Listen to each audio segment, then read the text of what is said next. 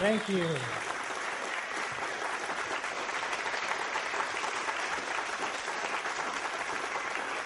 Thank you so much. I am so excited to be here tonight. My name is Richard Gage, AIA. I've been a practicing architect for 20 years, and I'm a member of the American Institute of Architects. I became interested in the World Trade Center high-rise collapses on 9/11 after hearing the startling conclusions of a reluctant 9/11 researcher, David Ray Griffin, on San Francisco Bay Area's KPFA radio, Guns and Butter, with Bonnie Faulkner in March of 2006. This has changed my life radically and launched my own personal and professional quest for 9/11 truth, inspiring me to found Architects and Engineers for 9/11 Truth, which now numbers hundreds of architects and engineers who are demanding a real investigation into the destruction of these buildings. I'm employed with a San Francisco Bay Area architecture firm, which, by the way, has no affiliation with my work in 9/11. Like many other architects, though, I've designed numerous fireproof steel frame buildings in my career, including these $3 and $10 million gymnasiums and the day-to-day construction administration services for this $120 million high school in San Ramon, California. I'm now working on a $400 million project in Nevada with almost 2 million square feet of retail, parking structure, and fireproofed steel-framed mid-rise office space, with over 1,200 tons of steel framing altogether. I'd like to start by thanking each and every one of you for being willing to consider the very difficult subject of the destruction of the World Trade Center and its staggering loss of life on 9/11. Just as architecture and engineering projects are sometimes joyful, sometimes quite difficult, this particular project has proven to be extremely difficult. Not difficult in terms of reaching conclusions, but difficult in terms of the implications of those conclusions and finding people who are open-minded enough to be willing to hear the facts about these building collapses. Check out every fact that we point out, because it's extremely important that we know the whole truth about this event. After all, it served as the pretext for the invasion of 2 countries in which already over 1 million people have perished. Also as the pretext for the loss of many of our own cherished liberties here at home in the United States through recent legislation such as the Patriot Act, the Military Commissions Act, and the forthcoming Senate Bill 1959, the Violent Radicalization and Homegrown Terrorism Act, in which many of us can be named a terrorist and have no right to an attorney or trial by jury. Another 9/11 could happen again if we don't dedicate ourselves to finding out exactly what happened and why, and to bringing those actually responsible to justice. What do I mean it could happen again? Well, basically, we're promised another 9/11 by members of the Congress, the media, and the Bush administration, with official statements such as this: the next attack will make September 11th pale by comparison. A nuclear weapon in the middle of one of our own cities. A nuclear terrorist attack on the U.S. could be imminent. Weapon of mass destruction this summer or early fall. It'll be much bigger than 9/11. And Michael Chertoff, a gut feeling that attacks were imminent last summer without any evidence or facts suggesting that.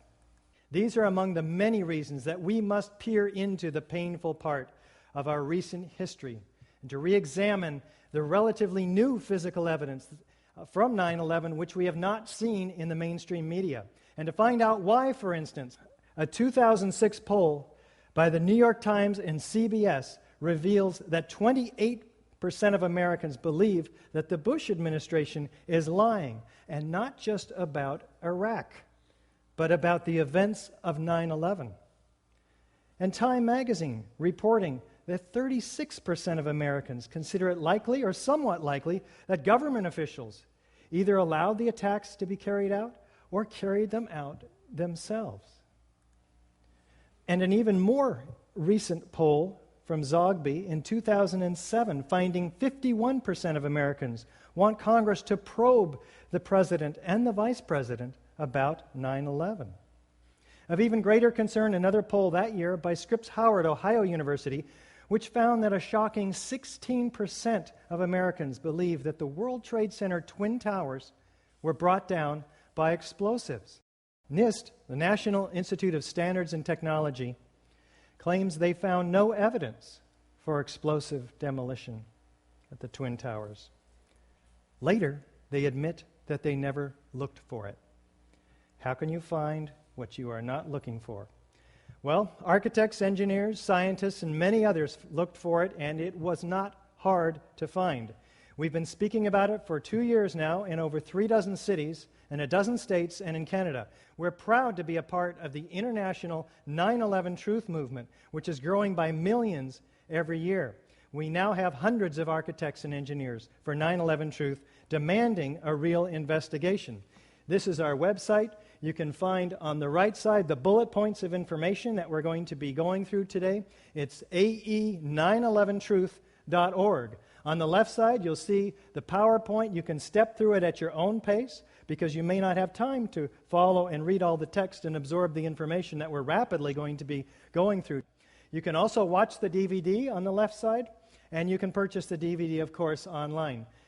You can sign the petition after you find yourself convinced that this evidence is something worth looking at. Let's get something clear from the start. The ever-growing number of architects and engineers for 9/11 Truth are not conspiracy theorists. We're building and technical professionals looking at the science-based forensic evidence in the destruction of these high-rises on 9/11. As Joel Hirshhorn, PhD, says, first, let the technical truths emerge. Then, if necessary, cope with the inevitable conspiracy and other questions. Tonight, we're presenting to you the technical truths, the evidence found for the explosive demolition of all 3 World Trade Center high-rise collapses on 9/11, the iconic Twin Towers and the mysterious Building 7. 9/11. Just the utterance of it brings us right back to the terror-filled morning.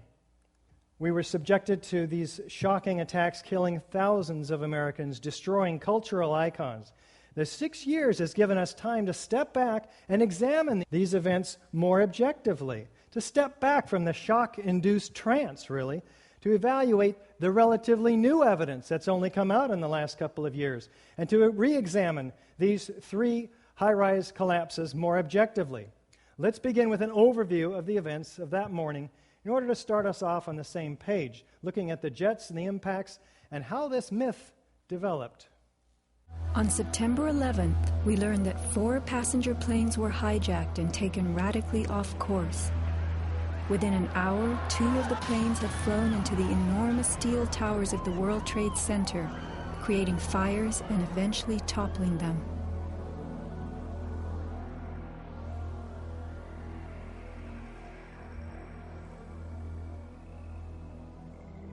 Dazed by the news, the American public soon believed the fires in the towers had burned so hot they caused the steel frames of the buildings to give way.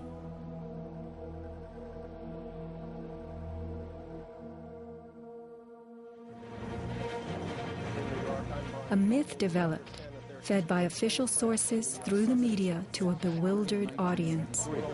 So when it was attacked again, he immediately... Elements of the myth. The impact of the airplanes, gallons of burning jet fuel, steel melting, the buildings failing and suddenly imploding. In a mere 10 seconds, 110 stories hurtled earthward, pulverizing into dust. We ran to the building and went into the... Right from the start, on the street itself, the official story was born. Come out of nowhere and just scream right into the side of the Twin Tower, exploding through the other side. And then I witnessed both towers collapse, one first and then the second, mostly due to structural failure because the fire was just too intense. We need to look for these kinds of people and these kinds of events that are the first ones interviewed by mainstream media, planting the official story in the minds of people.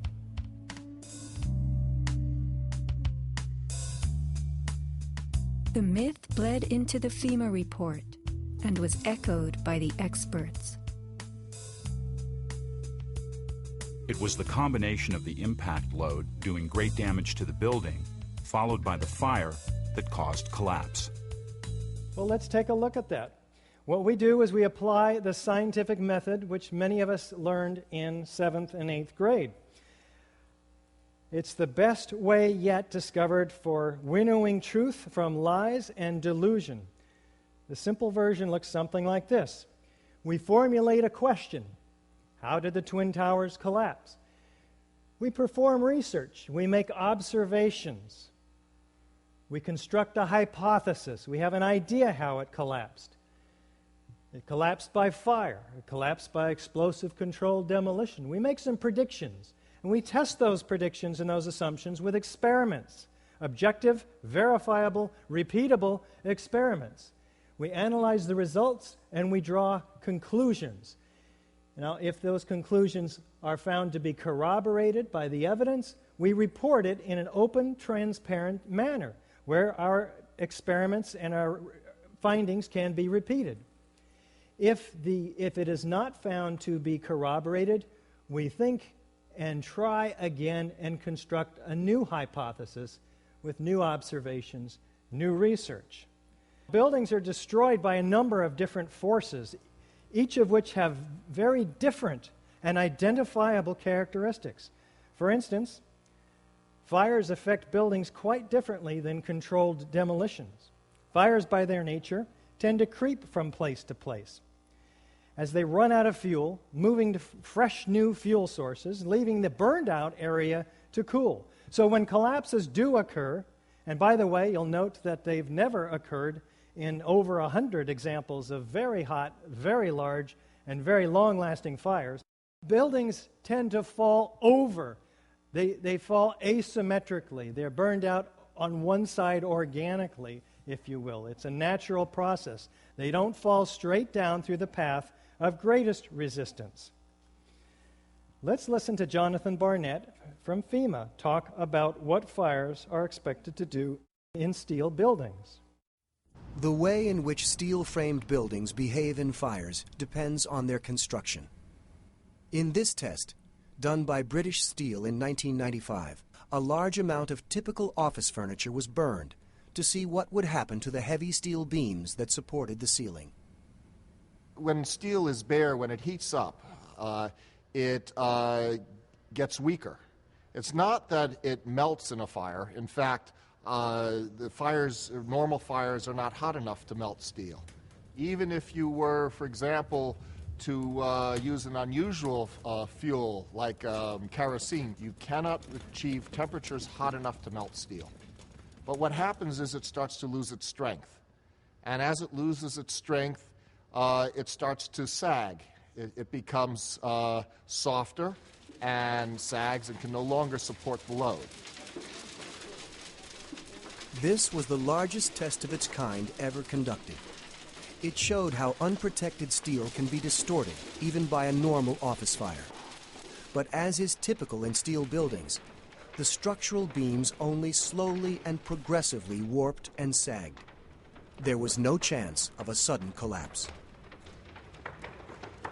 In over 20 years, I have not seen, until recently, a protected steel structure that has collapsed in a fire. So what was the cause of the devastating, explosive failure that happened to the World Trade Center? These particular buildings collapsed. They follow the path of least resistance, or they fell over. You can see that the building structure holds the building together in some recognizable form. The structural elements have not been dismembered from each other, and their concrete is not pulverized to dust. They follow the path of least resistance, which is generally over. These buildings exploded. Witnesses hear sounds of explosions. They see flashes of light. There's thick, billowing, and enormous pyroclastic clouds of pulverized concrete. The expansion of the gases very quickly produces this cauliflower-like formation that we see in the smoke. This is a controlled demolition.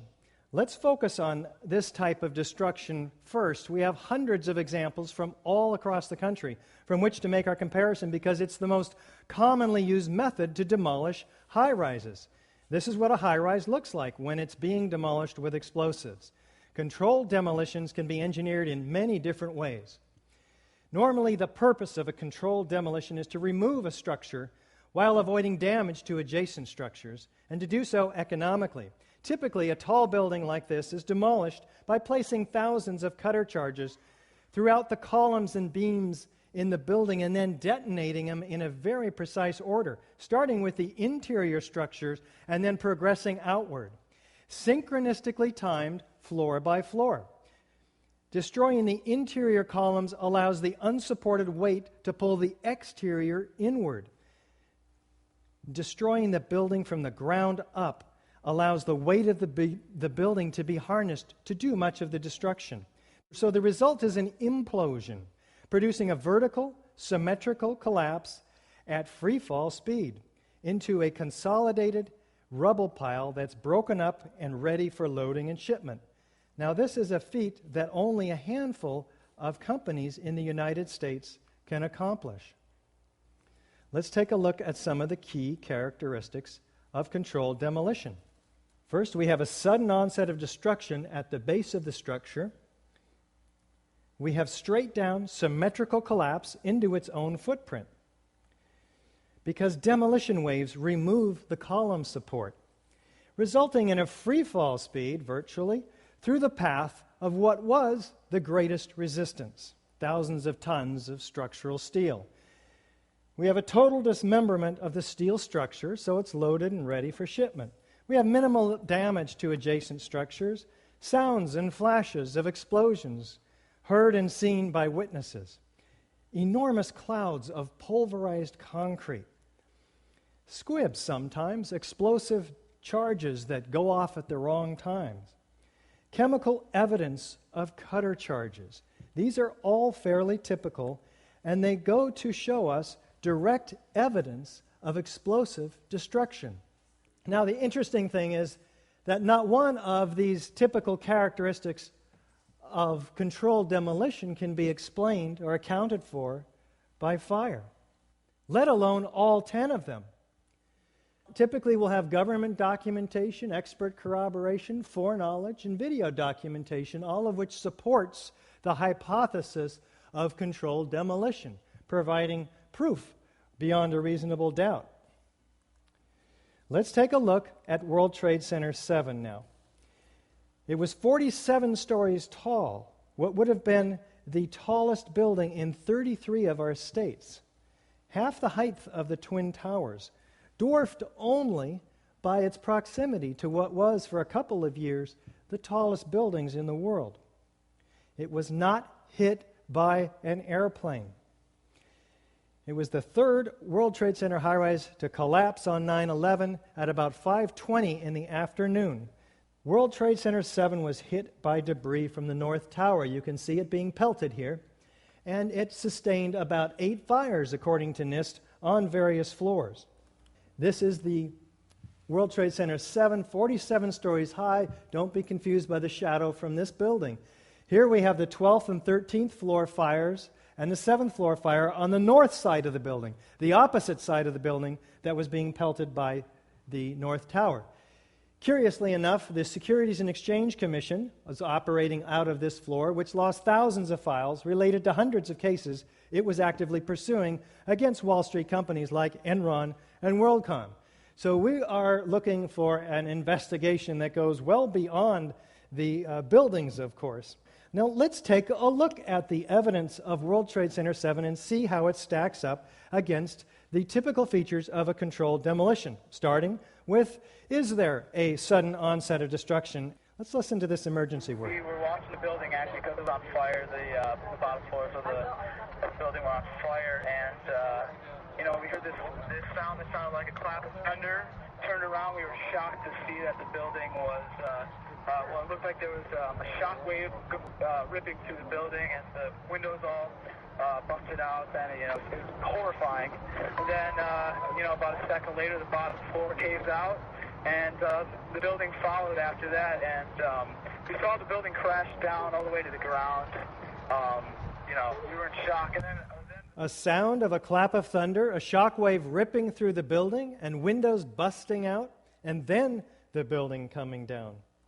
Do we have a straight-down symmetrical collapse into the building's footprint? Let's listen to Dan Rather narrate this collapse for us as we take our first look at the collapse of Building 7. And what you're seeing are high shots. Now, here we're going to show you a videotape of the collapse itself. Describe that. Now we go to videotape, the collapse of this building.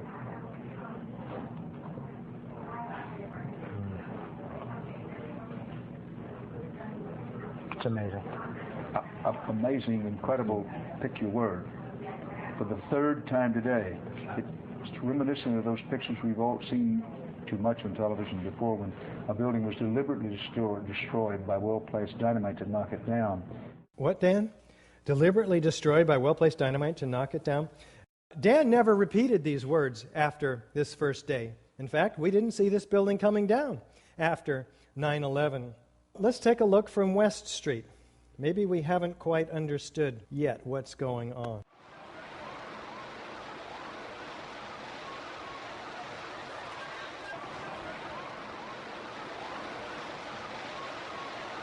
Well, I'm not quite convinced yet. Let's take a look in this side-by-side comparison with a known controlled demolition on the right.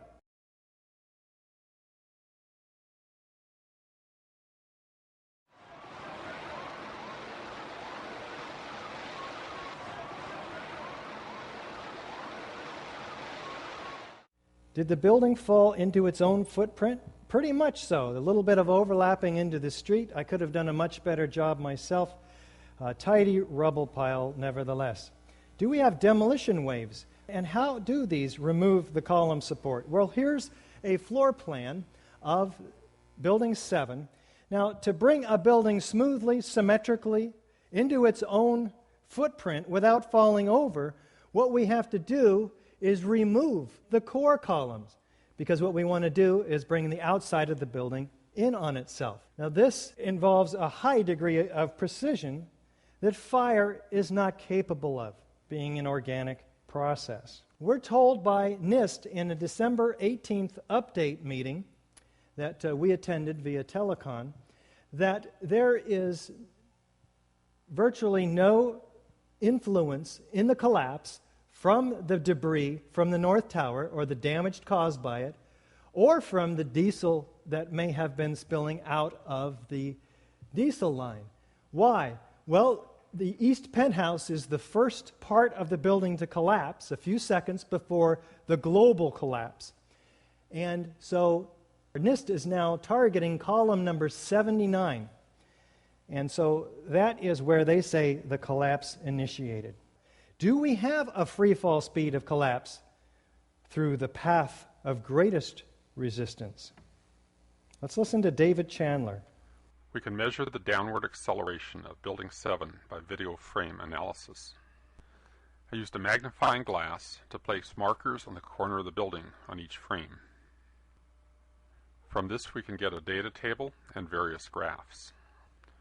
The slope of this graph indicates acceleration, which is shown here to be about minus 10.279 plus or minus 0.6. Free fall in a vacuum is minus 9.8 in these units. That falls within the margin of error of this measurement. In other words, the rate of fall of Building 7 in the first few seconds is indistinguishable from free fall in a vacuum. What are we talking about? You can see second by second the building gaining downward momentum. You can plot the drop distance on a graph of time, and it fits the free fall curve almost perfectly. What does this mean? That the columns had to have been removed, and removed virtually simultaneously on each floor, synchronistically timed, so the building had no resistance virtually on the way down. Do we have a total dismemberment of the steel structure? We had a 47-story skyscraper compressed to 4 stories. How does this happen? This building had some moment-resisting frames on several floors. That's where the beams are welded very rigidly to the columns. Do we have sounds of explosions, though? Here's Craig Bartmer from the New York Police Department. And the whole time you hear him, thum, thum, thum, thum, thum. So, I think I know an explosion when I hear it. I was real close to Building 7 when it fell down. That didn't sound like just a building falling down to me while I was running away from it. There's a lot of eyewitness testimony down there hearing explosions.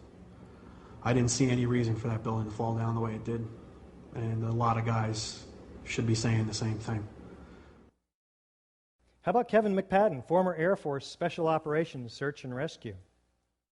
He came back over with his hand over the radio, and it sounded like a countdown. And at the last few seconds, he took his hand off, and you heard 3, 2, 1, and he was just saying, "Just run for your life, just run for your life." And then it was like another 2, 3 seconds, you heard explosions, like boom. It's like a distinct sound. It's not like when in compression, like boom, boom, boom, boom, boom, like floors that were dropping and collapsing. This was boom, and like you felt a rumble in the ground, like almost like you wanted to grab onto something. That, to me, I knew that was an explosion. There was no doubt in my mind. Okay, thank you, Kevin. Do we have enormous clouds of pyroclastic smoke from the pulverized concrete? Watch the concrete entrained in the air racing down every street in each direction at 35 miles an hour. This incredible volume of pyroclastic dust enfolding itself. It takes incredible quantities of heat to create this kind of action. A lot more heat than the 8 various fires that were on these floors. Do we have pools of molten iron? Let's start with the South Tower now. This section applies to the World Trade Center Twin Towers and Building 7. We're told by NIST that this substance must be melted aluminum from the airplane. But melted aluminum looks like melted aluminum. It's silvery. It doesn't glow in daylight conditions. As of 21 days after the attack, the fires were still burning and molten steel was still running, says World Trade Center structural engineer Leslie Robertson to a conference of structural engineers on October 5th, 2001, 1 month after 9/11. Fires burned, molten metal flowed in the pile of ruins, still settling beneath my feet, says Sarah Atlas. Well, what do the first responders and the demolition contractors say about molten metal? Saw pools of literally molten steel. Molten metal beams had just been totally melted. It was dripping from the molten steel. Steel flowed in molten streams. They're finding molten steel, seeing the molten steel, uncovering red-hot metal beams. Molten metal, red-hot, weeks after the event. Molten steel at the heart of the tower's remains. Molten steel beams, streams of molten metal that leaked from the hot cores and flowed down the broken walls. Molten metal dripping from a beam. The end of the beam would be dripping with molten steel. And this structural engineer, Abu Hassan Astani from Berkeley, cites and documents, "I saw melting of girders in the World Trade Center. Still so hot that molten metal dripped down the side of the wall from Building 6. Debris past the columns was red-hot, molten, running. A fire truck 10 feet below the ground that was still burning 2 weeks after the tower collapsed. Its metal so hot that it looked like a vat of molten steel. Pieces of steel, still cherry red." One of the more unusual artifacts to emerge from the rubble is this rock-like object that has come to be known as the meteorite. It's this fused element of steel, molten steel and concrete and all of these things all fused by the heat. And architects, engineers, people who work with steel, welders have just never seen the level of destruction and the level of deformation of this material in our lives. These cooled meteorites are not aluminum because aluminum doesn't rust. So it's not a melted airplane. What does the gentleman in charge of the cleanup at World Trade Center Ground Zero have to say about the molten metal? Mark Loiseau, the president of Controlled Demolition Incorporated, told the American Free Press that in the basements of the World Trade Center, where 47 central support columns connected to the bedrock, hot spots of literally molten steel were discovered more than a month after September 11th. These incredibly hot areas were found at the bottoms of the elevator shafts, down 7 basement levels. The molten steel was found 3, 4, and 5 weeks later when the rubble was being removed. He said that molten steel was also found at World Trade Center 7. The highest temperature was in the east corner of the South Tower, where a temperature of 1,377 degrees Fahrenheit was recorded. The molten steel in the basement was more than double that temperature. What are we talking about here? Here is Building 7 at A and B, and here is the North Tower and the South Tower. These hot spots are 1,340 to 1,370 degrees. These are the temperatures of the hottest office fires. There was no fire on the surface of Ground Zero after the collapses. What are we measuring here? We're measuring the molten metal that was seen by these first responders 4, 5, 6 stories down below in the basements. That was surely at least twice or 3 times these temperatures. What's the problem with that? Office fires, Eager says 1,200 degrees. NIST claims 1,800 degrees, for which we have no evidence for office fires of that temperature in the Trade Center towers. Well, when something's salmon or lemon colored, it's 1,500 or 1,800 degrees. And structural steel doesn't even begin to melt until 2,700 or so degrees. We're missing 1,000 to 2,000 degrees of temperature, heat energy required to produce this stuff. Where is it coming from? We'll be taking a look at a possible suspect, thermite, which reaches temperatures of 4,500 degrees. Molten metal flowing off the substance held in the jaws of this backhoe. Now, let's listen to John Gross, lead engineer of NIST, tell us about the molten metal from his perspective. I'm curious about the pool of molten steel that was found in the bottom of the towers. I am too. And please tell me about it. Have you seen it? Well, not personally, but eyewitnesses there found huge pools of molten steel beneath the towers, and some scientists don't think that the collapse of the building could have melted all that steel. And physics professor analyzed some of the steel, and Stephen Jones, and he found evidence of thermate residue, which would explain how the buildings collapsed by means of pre-planted explosives.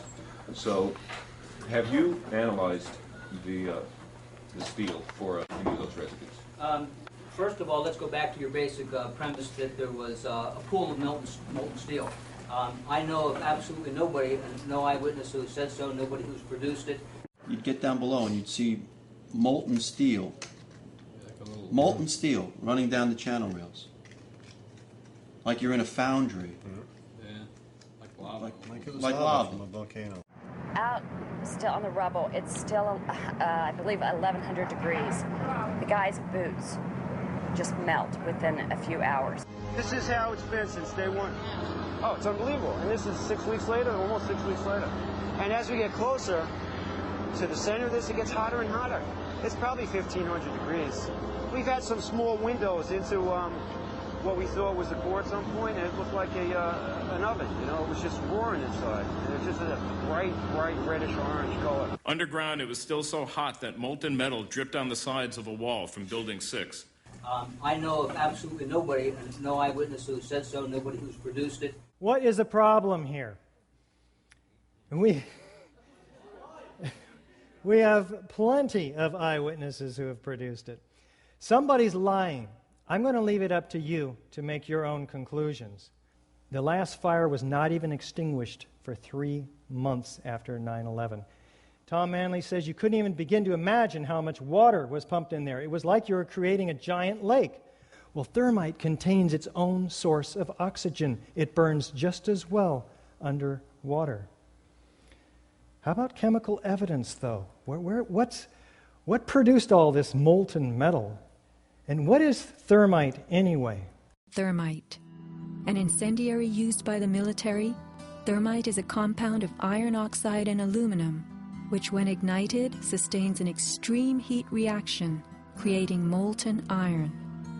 In just 2 seconds, thermite can reach temperatures over 4,500 degrees Fahrenheit, quite enough to liquefy steel.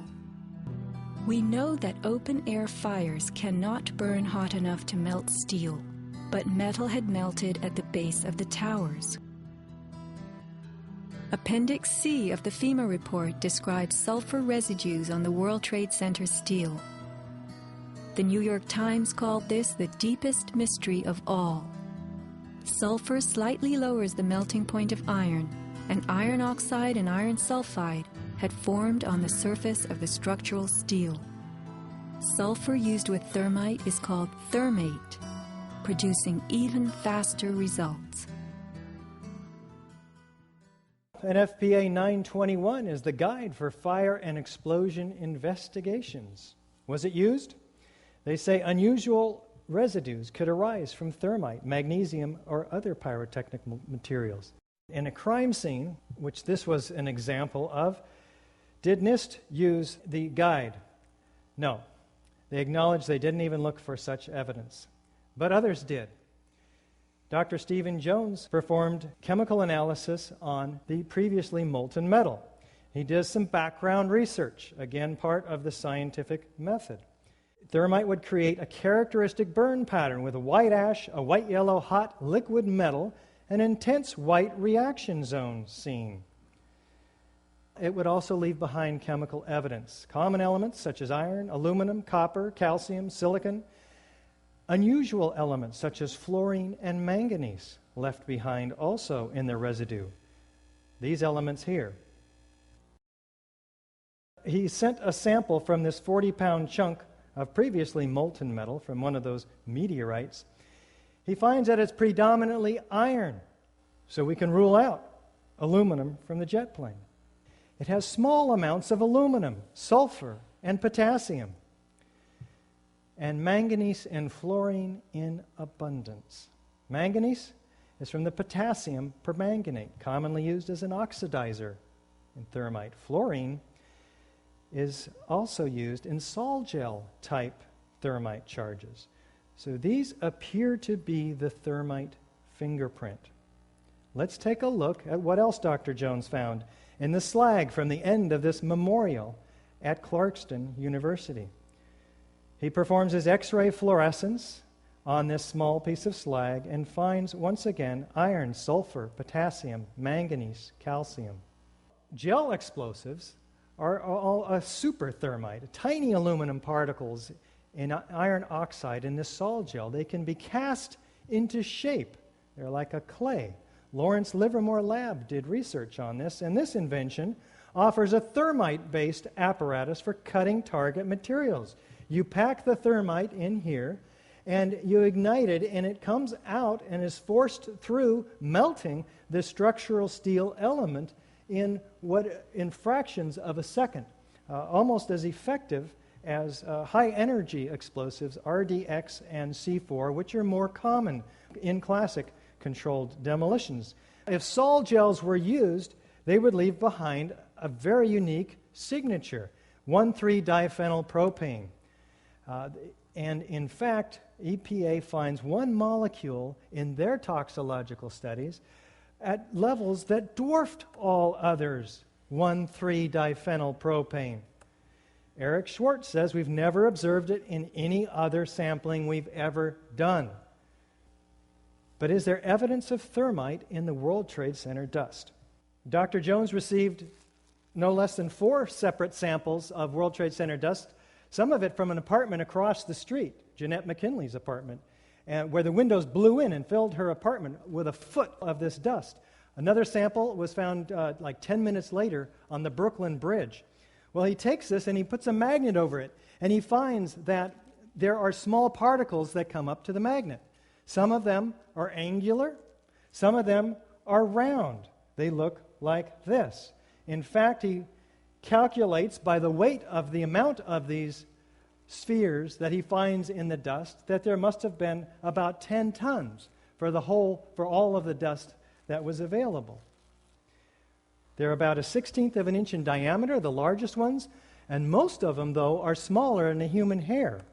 What could produce such an incredible array of microspheres? Well, if you had thousands of cutter charges going off in the columns and beams throughout the building, and they were under this incredible pressure, what you'd see is something like this.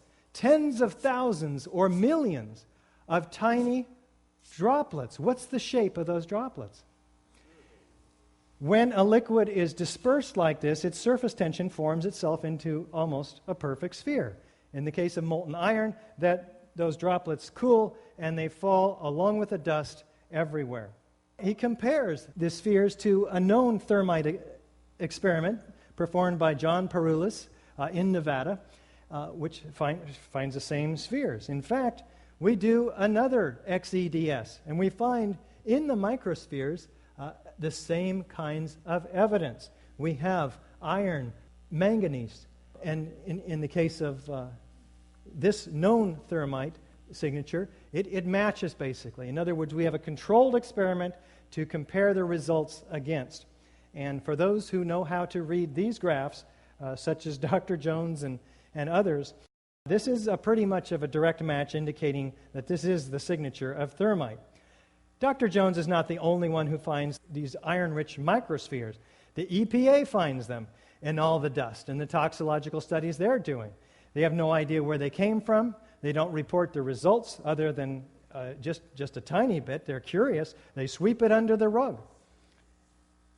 It has only one possible formation, and that is from liquid molten iron under extreme pressure. R.J. Lee finds the iron-rich microspheres on top of the Deutsche Bank building in their toxicological studies. Is this what corroded the tops of these cars? This atomized thermite cooling. Manganese was also found in large proportions, very toxic stuff from the city's chief medical examiner. Very, very concerned about it. Well, Dr. Jones concludes that given the mix of trace metals present in these high concentrations in the dust, such as zinc, copper, manganese, and the formation of iron-rich aluminum spheres, it's clear that significant aluminothermic reactions occur, and he can reverse engineer this and suggest to us that there must have been in the thermite mix powders of aluminum, iron oxide, copper oxide, zinc nitrate, and potassium permanganate. Well, would there possibly be any unignited thermite pieces in the World Trade Center dust? Indeed, he finds it. It also comes up to the magnet from his dust samples. Many chips. This one, a 1/16 of an inch long, red on one side, gray on the other. The red side is composed of tiny iron oxide particles and aluminum. In fact, he does an XEDS on this stuff too, and he finds a little bit of sulfur, more aluminum, lots of iron, and manganese. And compare that to the traditional thermite, it's also a match for unignited thermite. This stuff is not made in a cave in Afghanistan. The Lawrence Livermore Lab came out with papers only a year or two ago about this stuff. The particles being so small allow for almost instantaneous ignition between the two chemicals, the aluminum and the iron oxide, producing very explosive results.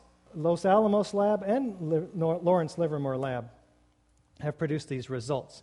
Then he continues his study and finds additional chips that are partially ignited, with spheres embedded in them, indicating that the source of the spheres is, for all intents and purposes, identified very clearly here.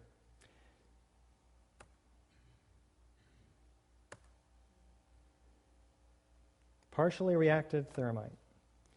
These results are documented in a peer-reviewed journal, in the Open Civil Engineering Journal.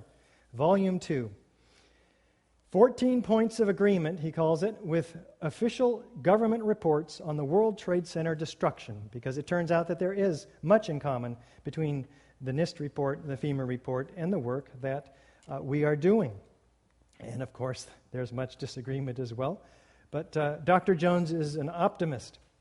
So we're going to look for the points of agreement. He's also documented this in Applying the Scientific Method, which is on our website, ae911truth.org, also on journalof911studies.com.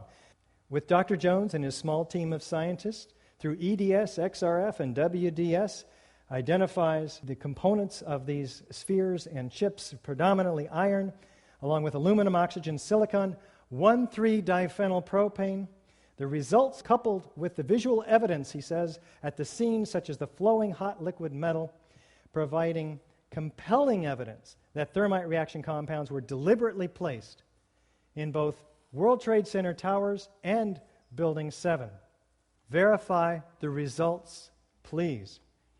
This must be repeatable. There's lots of dust out there. We encourage everyone who has any samples of this dust to email us at ae911truth.org so that we can get repeatable samplings done. We need a lot of this. Now, all of this is direct evidence of explosive destruction in Building 7. We'll jump back to only Building 7 now. Now, none of these characteristics can be explained by fire, let alone all of them. Why? Well, buildings are protected from fire. High-rise steel frame buildings in particular have 2- and 3-hour fire protection designed to allow the occupants to escape a fire. But even after, in fires that are much longer than 2 hours, larger, these buildings have not collapsed. Why? Let's take a look. Here's New York, 1970, burned 6 hours over 5 floors. Los Angeles, 3.5 hours over 5 floors. Philadelphia, 18 hours over 8 floors. Caracas, Venezuela, burned 17 hours over 26 floors.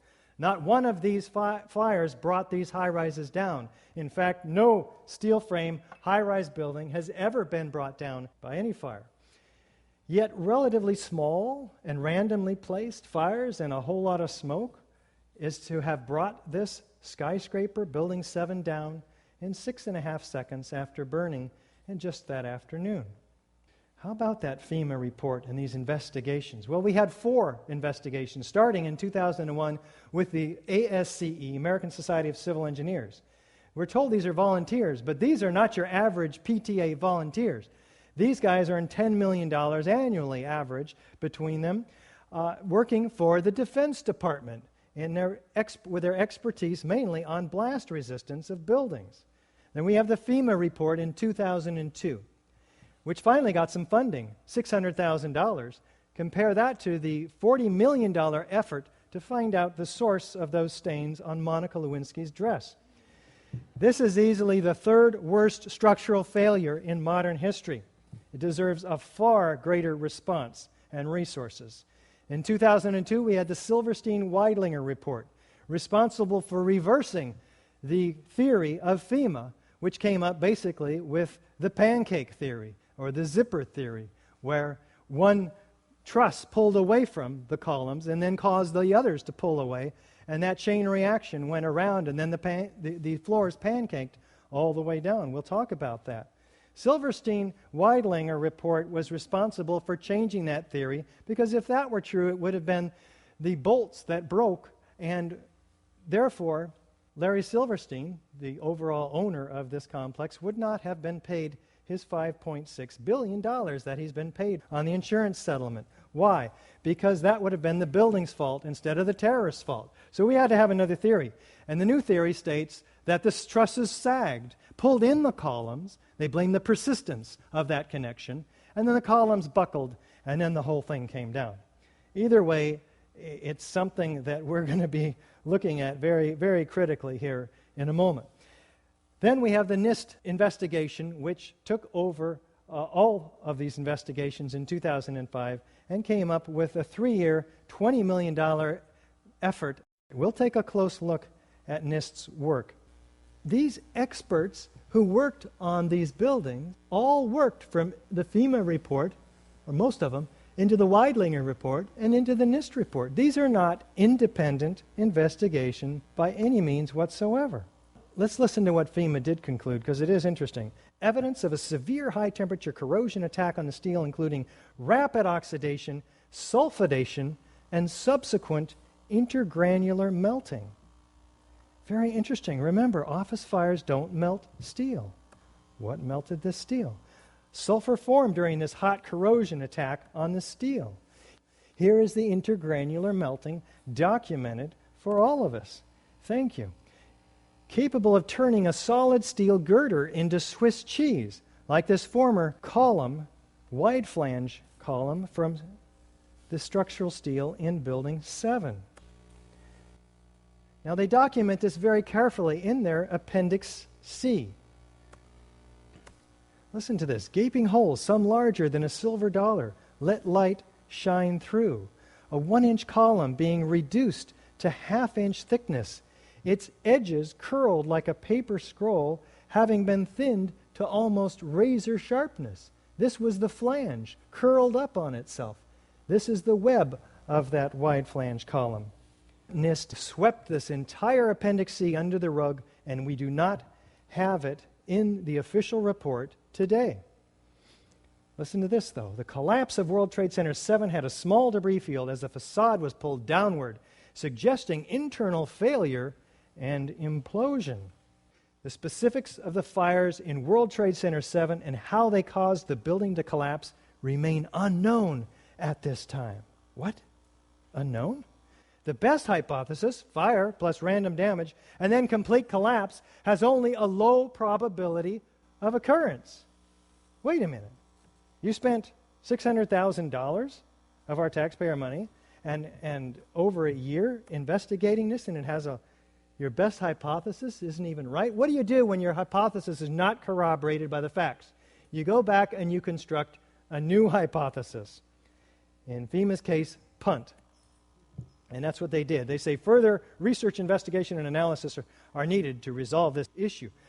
But unfortunately, for those hoping to resolve the issue, much of that evidence had already been destroyed, about 99% of it, in fact, by FEMA, before the report came out in May of 2002.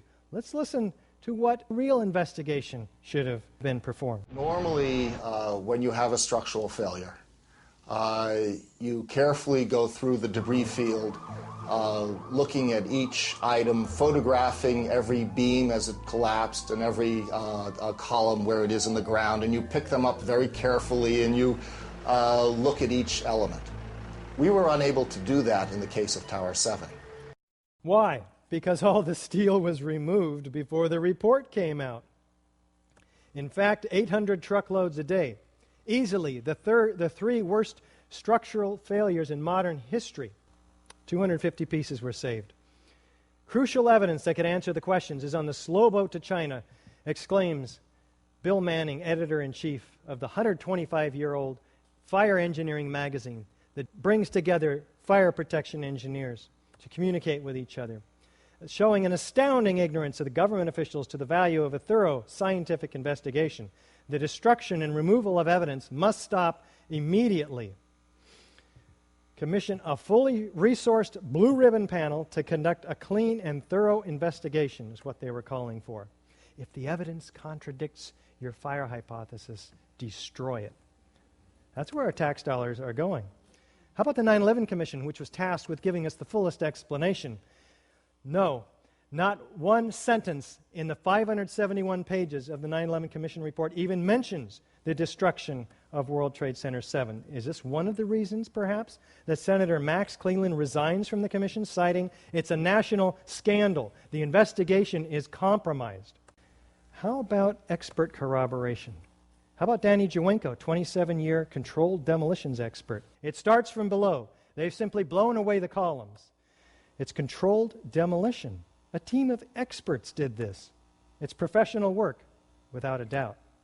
How about Hugo Bachmann, Professor Emeritus, Chairman, Department of Structural Dynamics at Earthquake Engineering, Swiss Federal Institute of Technology?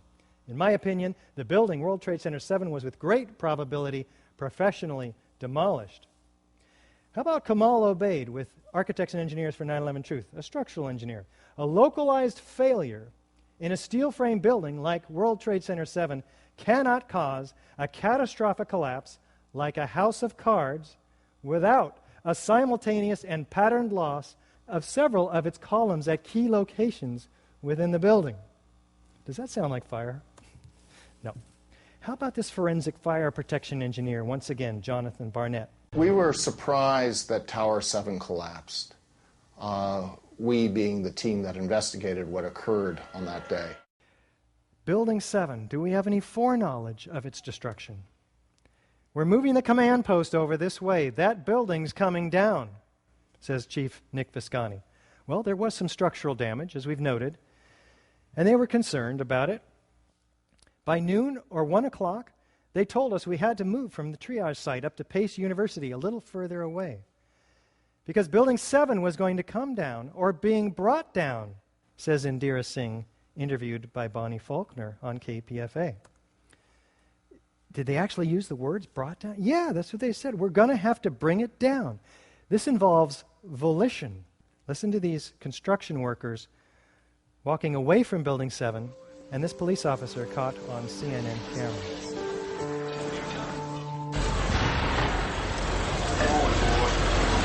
Keep your eye on that building. It'll be coming down. Building's about to blow up. Move it back. All right, guys. We are looking back. There's a building about to blow up. On flame. Debris coming down. Keep your eye on that building. It's about to come down. The building is about to blow up. Flame and debris coming down. How do they know? And how about Kevin McPadden? What did he say? And at the last few seconds, he took his hand off, and you heard 3, 2, 1. Countdown? Does that imply foreknowledge? Do fires bring buildings down to countdowns? Unlikely. In fact, the BBC announces the collapse 20 minutes before it happened. It's true. Jane Stanley is here announcing it. She says the 47-story Solomon Brothers building close to the World Trade Center has also collapsed. And there it is standing behind her. The BBC apologizes for this grievous error, citing the confusing events of the day. But does that make them psychic? Unlikely. Is there some kind of script that's handed out, like the guy on the street, the Twin Towers, who had all the answers? I believe we've shown that Building 7 matches all of the features of controlled demolition in the classic sense. Is it likely that Al-Qaeda could have had access to this building, which had to have been one of the most secure outside the Pentagon? We have to ask ourselves that question a few times, because if they didn't, then who did? This is as far as we go.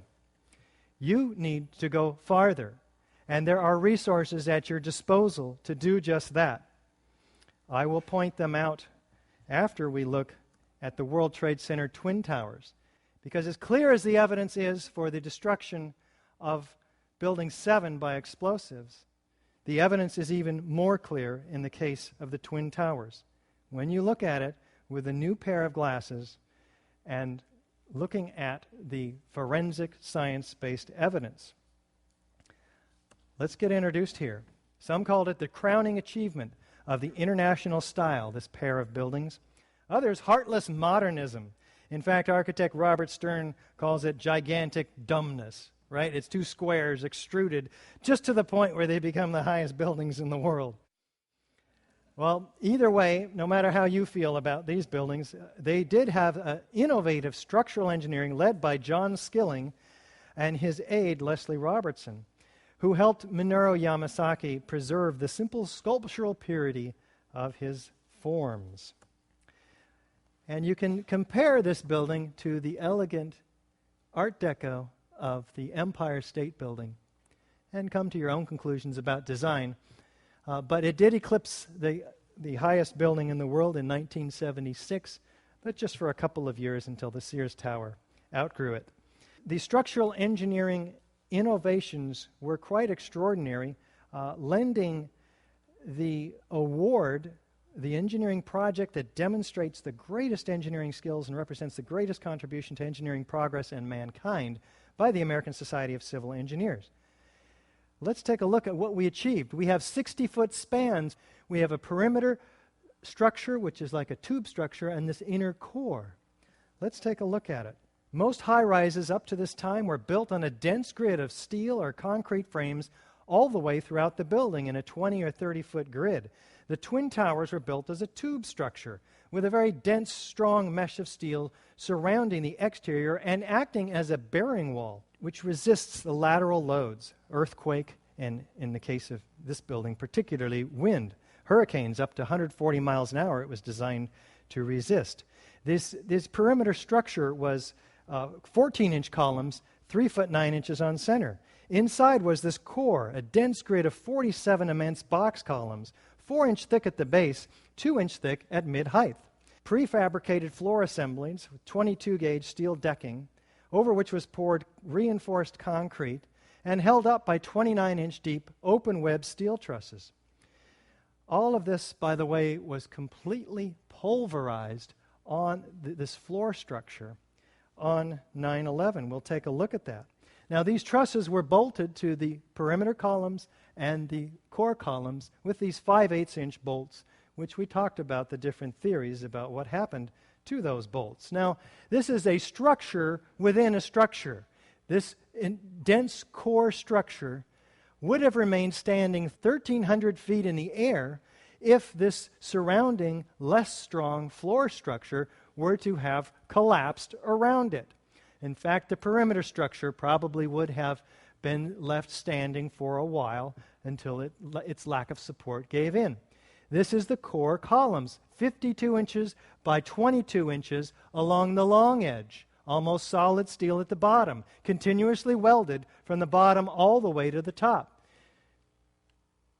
Now, any 1,800-degree fire would have been almost immediately conducted throughout this 100,000-ton heat sink. That's the reason there's been no collapse of steel frame high-rise fires, because of this steel. Hold a spoon over the stove. See how long you can hang on to it. Almost instantly, you'll be forced to let it go. Let's take a look at the structural imperative that was given to John Skilling.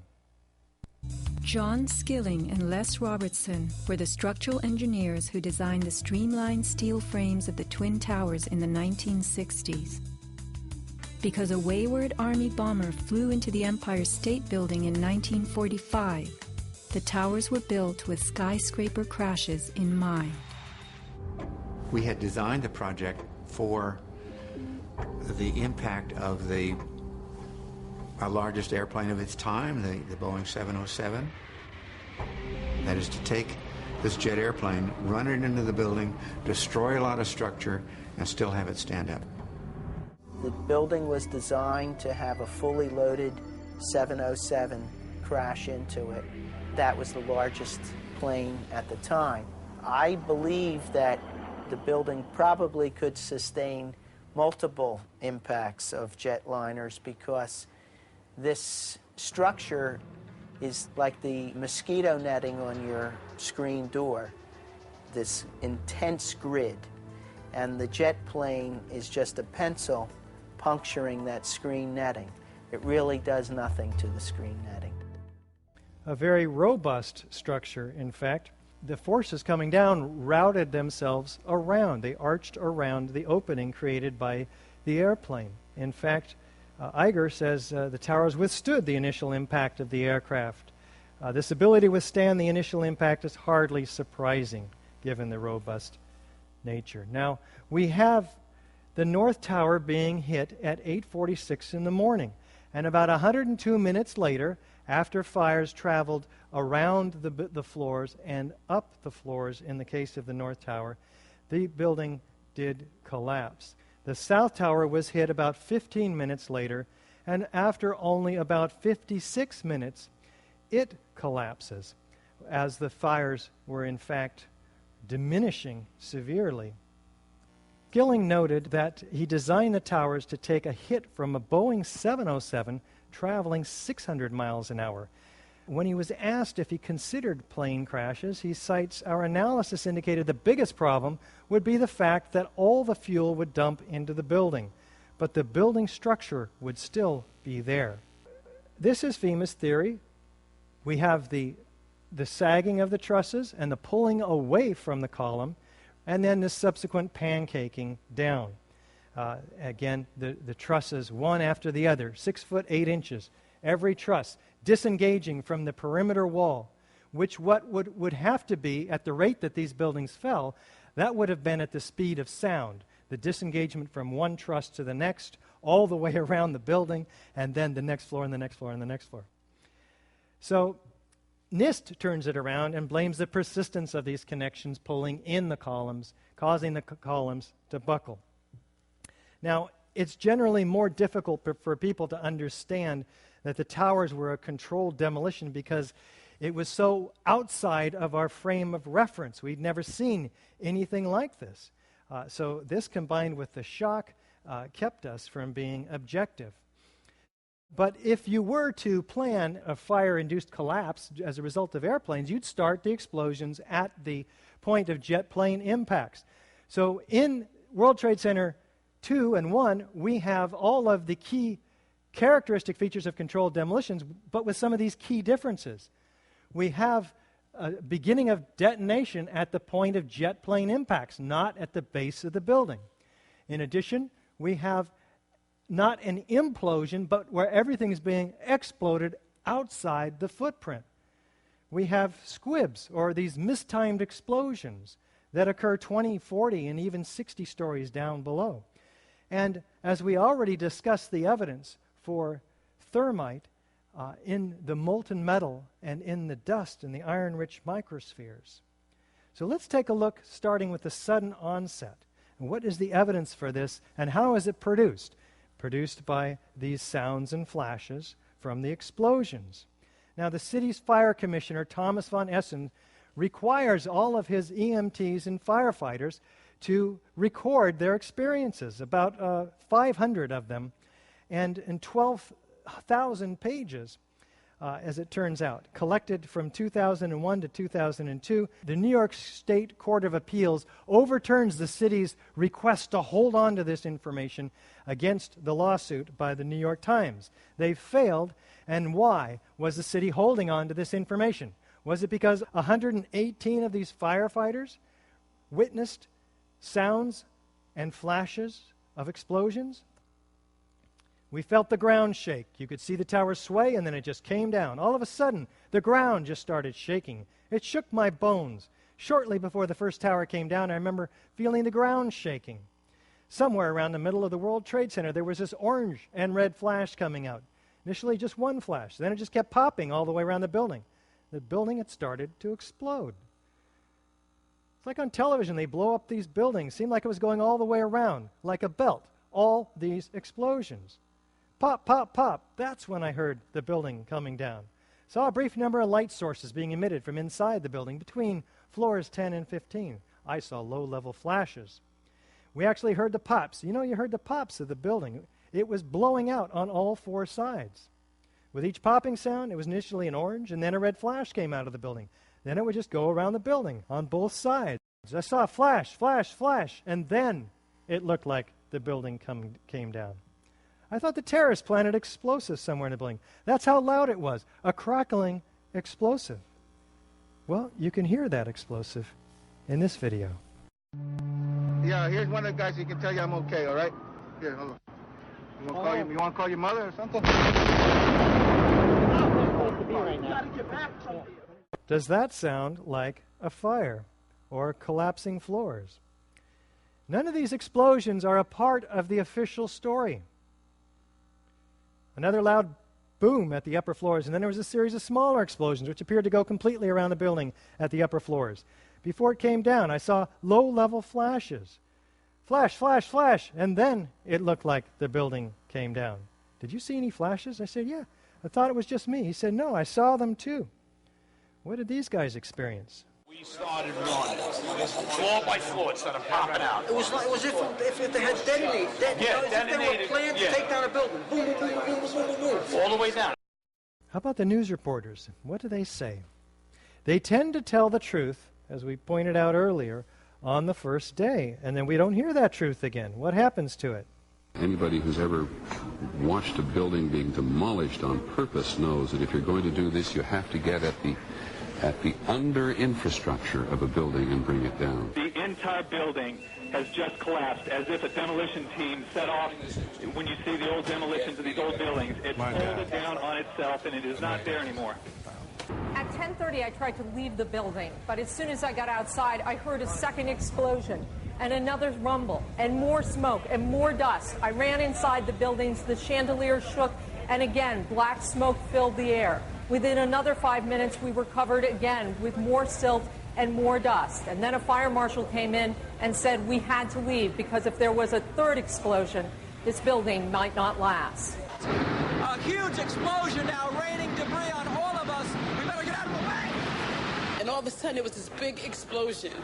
I don't know if it's just like what you just seen. That's what we went through before we came out of the building. There was another big explosion in the other tower. Now watch this gentleman as he experiences the North Tower collapsing, and ask yourself this question: is his reaction justified by witnessing what we're told is a gravitational collapse, which happens to be about 1,700 feet away from him? People were just standing around, talking to each other, nodding their heads. Oh my God. Do you know if it was an explosion or if it was a building collapse? To me, it sounded like an explosion, but it was a huge explosion. Chief Albert Turry told me that he was here after the events that took place this morning. He tried to get his men out as quickly as he could, but he said that there was another explosion which took place, and then an hour after, there was another explosion in one of the towers here. So according to his theory, he thinks that there were actually devices that were planted in the building. It just went ba-boom. It was like a bomb went off. It was like holy hell coming down them stairs. And then when we finally got to the bottom, they were coming out on mezzanine level there, and another explosion came right from it, because everyone flying. Like, it sounded like gunfire, bang, bang, bang, bang, bang, and then all of a sudden, 3 big explosions. I was about 5 blocks away when I heard explosions, 3 thuds, and turned around to see the building we just got out of, antenna tip over and fall in on itself. We've heard reports of secondary explosions after the aircraft impacted, whether in fact there wasn't something else at the base of the towers that in fact were the coup de grace to bring them to the ground.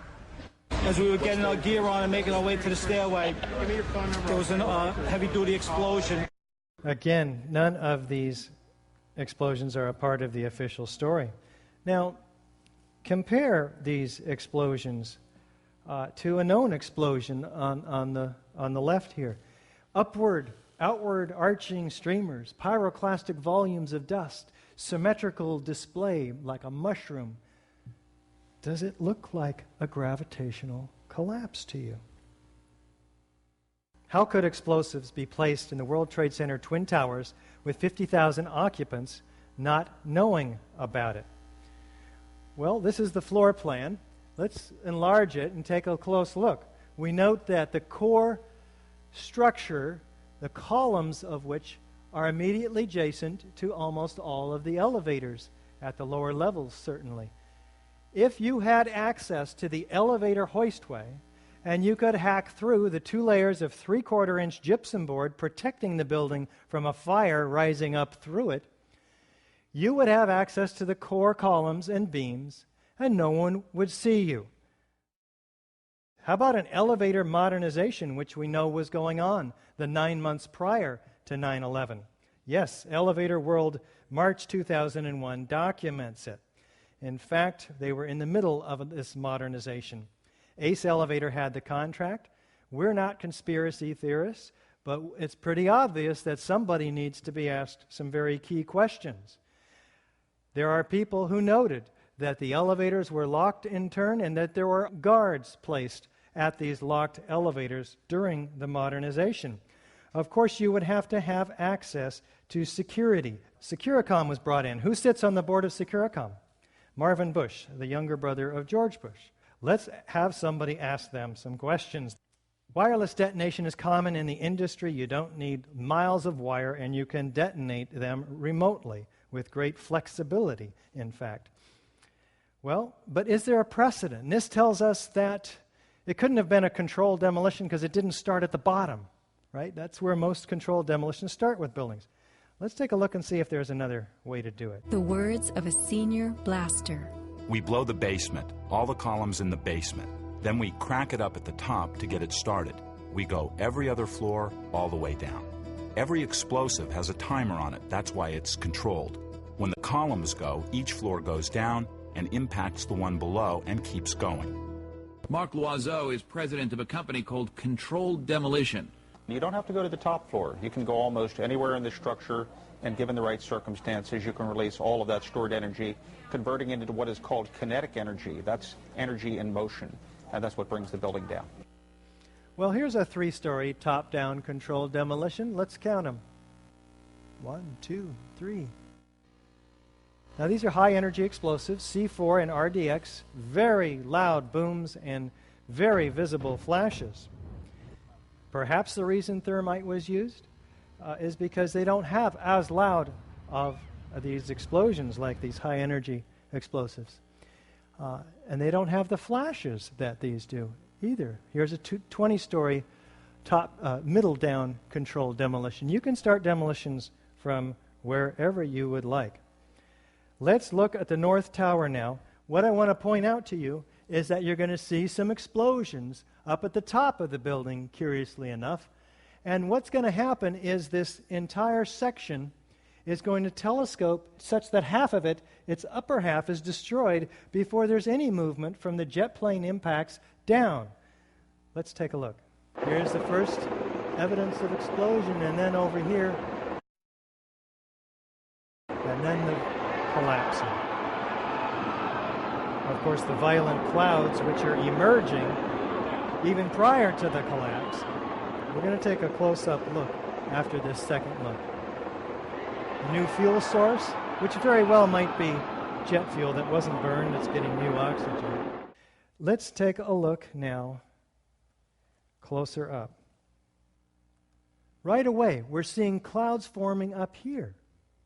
Well, wait, the collapse is supposed to be just down here. But we have asymmetrical damage to this building, right? The plane went in one side, and yet this complete symmetrical collapse, we'll use in quotes from now on, and let's keep going. Unexpected to And one many more of us time. in terms of how swiftly Belts, just like the firemen saw, all the way around the building. they came down. The antenna falls about 12 was meters unexpected to many of first, us in terms of before how swiftly anything it else falls, indicating core column damage first, not trusses pulling away from the perimeter columns. Now take a look at this from the same tower from the bottom, noting the violence underneath the mushroom cloud. The collapse is supposed to be occurring way up here, but down below, as you'll see in this second run, incredible quantities of squibs, explosions bursting out.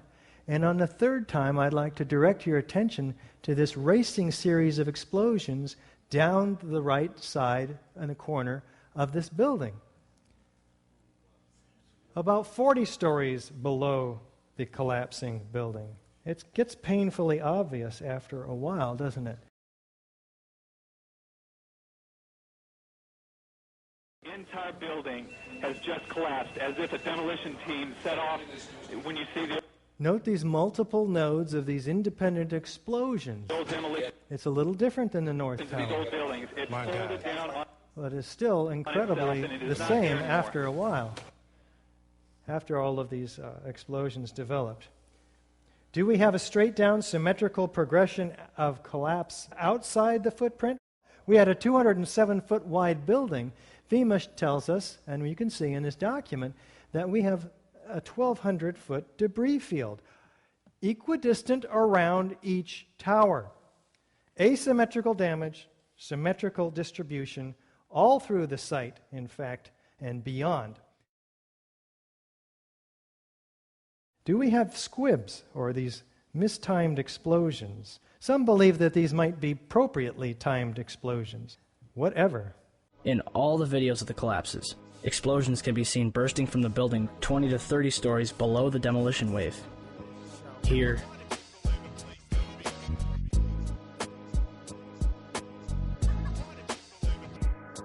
here,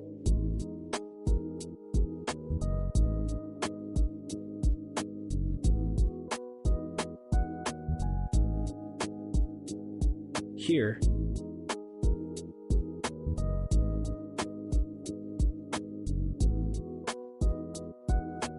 here,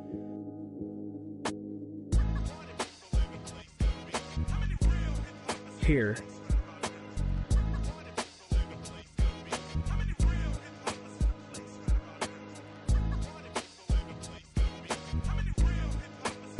and here. Now, NIST tells us that these are puffs of air being produced by the collapsing building pushing air down the hoistway like a piston. It's got to come out somewhere, right? Well, first of all, these are not puffs of air. They're pulverized building materials.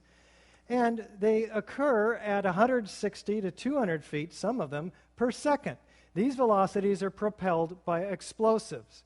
20, 40, and 60 stories below. How can the piston be producing all of that? And in fact, there are these focalized ejections that occur halfway between the corners of the building.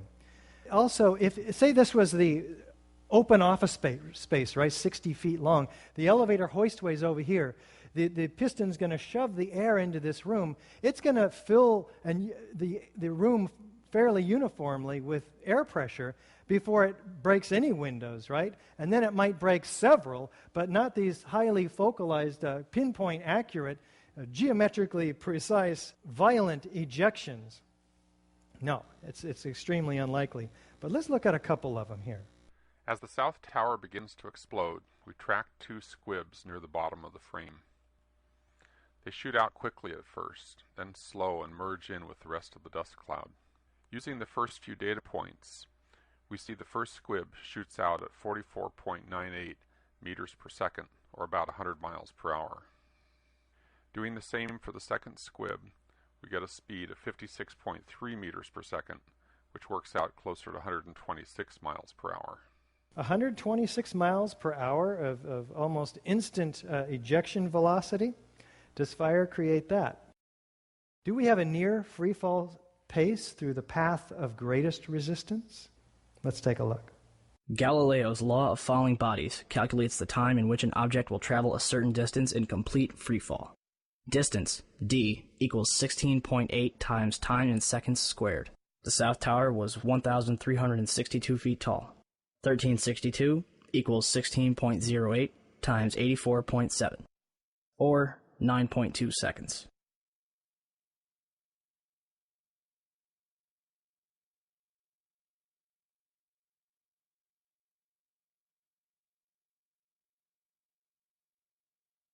The Twin Towers came down in nearly free fall speed. What are we talking about here? Let's just try to put this in perspective with this story problem. We have a 15-story building which we hold with this crane over 95 stories of nothing but air. No resistance, right? Just air resistance. Next to it, another 15-story building held over a 95-story building with, say, 80,000 tons of structural steel in it. Now we're going to pull the lever on these cranes and drop them both at once. I brought a 95-story building with me today. And we're going to just test this theory of NIST's. I've got two 15-story buildings. We've got 80,000 tons of structural steel in this one right here. And we got air resistance here. So let's try it, okay? We'll put them both up here. We'll even give a little bit of impact load too, okay? Ready? 3, 2, 1. Oh my God! The one without any resistance under it hit the ground first at virtually free fall speed. This doesn't take much, does it? What happened over here? The building above it met resistance. Through the energy of deformation, it came to a halt. In fact, you'll find on our website, ae911truth.org, that Ken Cutler and Gordon Ross produced these papers, and they show and calculate that, in fact, the building's downward momentum would have been almost immediately arrested. That where is the 15-story building that was driving this building down to the ground at free fall speed? In the first 2 seconds, you saw it reduce half of its mass. It was blown outside. It couldn't have been used to influence the downward progression of the building. In the next 2 seconds, after 4 seconds totally, it's destroyed itself. There's nothing crushing the building. It's tearing itself apart at free fall speed. And it's dismembering the steel structure. In fact, the leading edge of these mushroom clouds are full of perimeter columns, aluminum cladding, and other steel. Let's take a look at the South Tower in terms of dismemberment. See what's going on here. South Tower's on your left. It was hit lower by the aircraft, and as you can see, its descent starts, its rapid destruction starts there, and it begins to tilt to the left. Now, in fact, and it disappears into this cloud.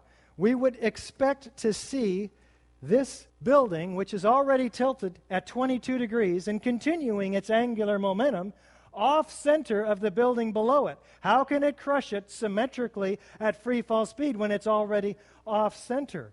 We don't see it either mangled up in some heap at the bottom down on the pavement. It's been completely dismembered. Let's take a look from below, though, because I'm not quite convinced. We have asymmetrical damage, and yet there's this symmetrical destruction occurring underneath the cloud all the way around the building like the firemen saw, even though this top mass has already fallen over. Free fall speed. Doesn't make sense to me. Steel frame structure was completely dismembered. There are no large chunks of building, only those shards that we saw of the perimeter structure. Does it look like a gravitational collapse to you?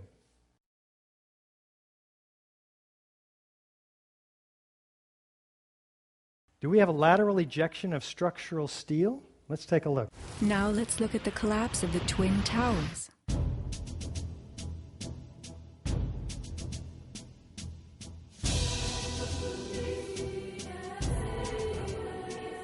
We are seeing explosions rather than implosions, a first in demolition history.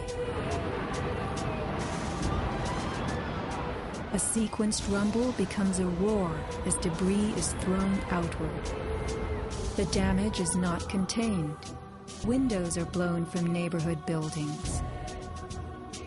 What kind of energy enabled this? Would fire hurl metal and concrete sideways into the air? Here, a chunk of steel was flung 400 feet, wedging itself deep into 3 World Financial Center on Vesey Street. A FEMA photographer taking pictures of Ground Zero wondered why so many steel beams were jutting from neighborhood buildings. What shot pieces of the towers all the way across the street?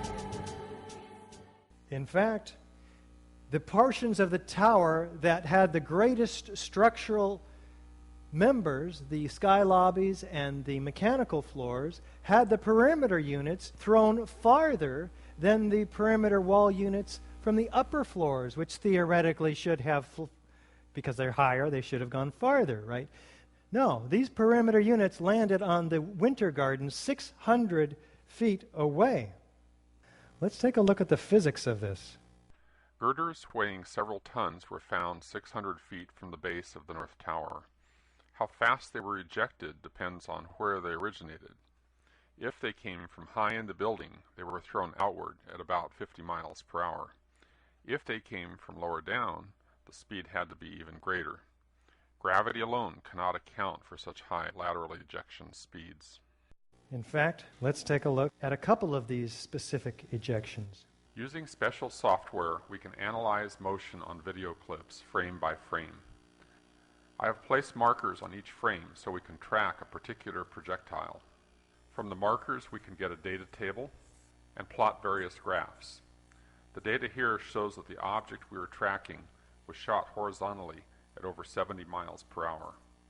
The energy needed to hurl a 4-ton girder at this speed is comparable to the energy needed to hurl a 200-pound cannonball 3 miles. What about those floors, those pancakes? This is a pancake collapse. We're looking for some pancakes down below. This is a 7-story lobby. There's about 2 or 3 stories of stuff in there. We'll take a look at that stuff, but what I'm looking for is 110 floors with this kind of metal decking underneath 4 and 5 inches thick of concrete. An acre in size, each of them. 110 acres of these. How many floors do we find down at the bottom? Not 50? Not 10? Not even 1. We don't even find metal decking down there, or concrete. There's hardly any macroscopic chunks of concrete. What happened to the metal decking? What happened to the concrete? Tom Patrizio brought these floor decks out. 6,000 of them, he says. I couldn't believe it. Not one floor panel, he notes when he comes back to help the cleanup. Pancakes occur in pancake collapses. Enormous pyroclastic clouds of pulverized concrete? Well, where is all the concrete, in fact? Let's listen to Jeff King. One of the most significant things to my thinking that indicates that this could not have been the sort of collapse that we are told it was is the presence of the dust clouds. And as you've seen in the pictures, and I'm sure all of us have seen probably more than we would like, there were very, very large clouds of very thick dust that enveloped the area, that crossed the river, that made it almost all the way to New Jersey from the pictures that I've seen. This type of flow is something that we are familiar with in physics. It occurs in only 2 situations that we know of naturally. One is in volcanic eruptions where a large amount of material is suddenly exploded into the air and basically forms small particles. Thank you, Jeff. How about New York Governor Pataki? And you look, and you see, and there's no concrete. There's very little concrete. All you see is aluminum and steel. What happened to the concrete? The concrete was pulverized, and I was down here Tuesday, and it was like you were on a foreign planet. All of lower Manhattan, not just this site, from river to river, there was dust, powder, 2-3 inches thick. The concrete was just pulverized. And how about this firefighter? You have 2 110-story office buildings. You don't find a desk. You don't find a chair.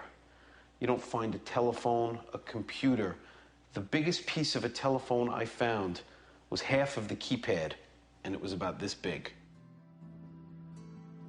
The building collapsed to dust. And this dust made it almost across to New Jersey, across the river. Thick, billowing, laying a carpet of 4 to 6 inches thick around lower Manhattan, pulverized to 100 micron to 10 mil particles, almost like talcum powder, some of it. It's very, very fine. Where's the grinder that produced this? 90,000 tons of it. In these clouds that expanded 10 times the volume of the buildings themselves in just 30 seconds. Now, the available gravitational potential in the whole building is about 110,000 kilowatt hours. That's basically the weight of the building times its height above the ground, evened out. But the expansion of these clouds has been calculated to require about 10 times that energy in heat, which produces that expansion. So we have a problem here. In fact, the gravitational potential of the entire building needs to also produce 4 other heat sinks. But first, we have a 15-story building. This part of the gravitational potential alone, it's converted all of its gravitational potential into kinetic energy. It can't do any more work. In other words, it can't fall at free fall speed and then also crush 80,000 tons of structural steel. It can't fall at free fall speed and also grind up 90,000 tons of concrete. It can't fall at free fall speed and create, by friction or anything else, the several tons of molten metal seen by the first responders. The energy doesn't add up. We're talking overall about 50 times the gravitational potential energy of the building to produce all of this phenomena. How about the victims? In April 2006, New Yorkers were distressed to learn that bone fragments, human remains from 9/11, had been found on the roof of the nearby Deutsche Bank building. And how, in God's name, did those fragments get there? And bone fragments less than a centimeter long. How could they be so small? 700 bone fragments, a half an inch long, found on top of the skyscraper across the street? Think about that one. There were 2,749 victims, but only 300 whole bodies were found. 20,000 pieces of bodies found, 6,000 small enough to fit into a test tube. 1,100 victims completely unaccounted for. In other words, no pieces large enough to gain any DNA from, vaporized. 200 pieces were matched to one single person. Can fire and a gravitational collapse account for this massive pulverization of people? We talked about the iron microspheres. We talked about the chemical evidence of thermate in them and in the slag and the ends of the beams. And we talked about evidence of thermite in and unexploded thermite in the dust itself. All of this is direct evidence of explosive destruction.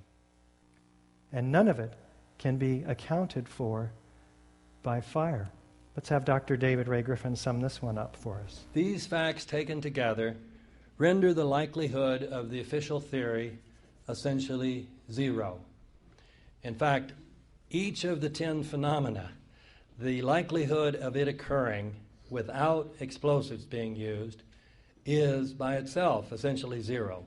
But let's be generous and suggest maybe there's a 1% chance that these things could occur. Virtual free fall speed, straight down, enormous amount of dust. 1% chance. But when you figure up the probabilities then, when you say how many, that 2 of them would occur, 3 of them would occur, by the time you get up to 10 of them occurring without explosive, you're talking about the likelihood of 1 in a trillion.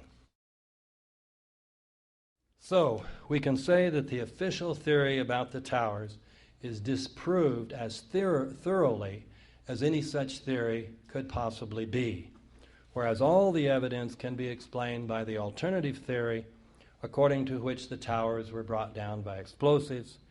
The official theory is therefore an outrageous theory, whereas the alternative theory is, from a scientific point of view, the only possible theory. Thank you. How about that FEMA report? What does Engineering Magazine say about it? FEMA investigation is a half-baked farce, Bill Manning says, that may already have been commandeered by political forces whose primary interest, to put it mildly, lie far afield of full disclosure. The structural damage from the planes and the explosive ignition of jet fuel in themselves were not enough to bring down the towers. How about that NIST report? We got $20 million in 3 years. What happened with our tax dollars? Their task was to determine how and why World Trade Center 1 and 2 collapsed, and how and why World Trade Center 7 collapsed. Let's look at their objective. The focus of the investigation was on the sequence of events from the instant of aircraft impact to the initiation of collapse for each tower. For brevity in this report, this sequence is referred to as the probable collapse sequence. It doesn't actually include the structural behavior of the tower after the conditions for collapse initiation were reached, and collapse became, they say, inevitable. Wait a minute. You're going to spend 3 years and $20 million, and you're going to model every turbine in the airplane, and you're going to stop the entire investigation before the real action begins, right when the point where you're going to stop at the point where the truss was sagging and pulling in the first column, and you're just going to stop your analysis? How many engineers did you have working on this? And what are you concluding? They have 10,000 pages in this report. This is the half page that explains everything after that. No analysis. Let's see their conclusion. The structure below the level of collapse initiation offered minimal resistance to the falling building mass at and above the impact zone. Structural engineers do this every day. This is not rocket science. You have the known weight of this building mass. You have what are known columns below it in order to resist it. You put the building up there and you let it go in your models and you calculate what the resistance is. Why didn't they do it? Could it be because they knew darn well that it would not have collapsed at all? Wait, what was the report title? Final Report on the Collapse of the World Trade Center Twin Towers. Probably should have called it Final Report on the Initiation of Collapse. They also cast doubt on their own theory. They say to us in a letter to our request for correction, which several of us applied for and have yet to see adequate results from, we are unable to provide a full explanation of the total collapse of the Twin Towers. Thank you. We think so too. Prompting Jim Hoffman to write Building a Better Mirage, NIST's 3-year, $20 million cover-up of the crime of the century, in which he documents numerous unfounded assumptions. He documents that it's a mountain of distraction. They'll never read all this stuff. It's a tin rat. 10,000 pages, 1,000 pages modeling the airplanes. And as I mentioned, only half a page on their core presumption.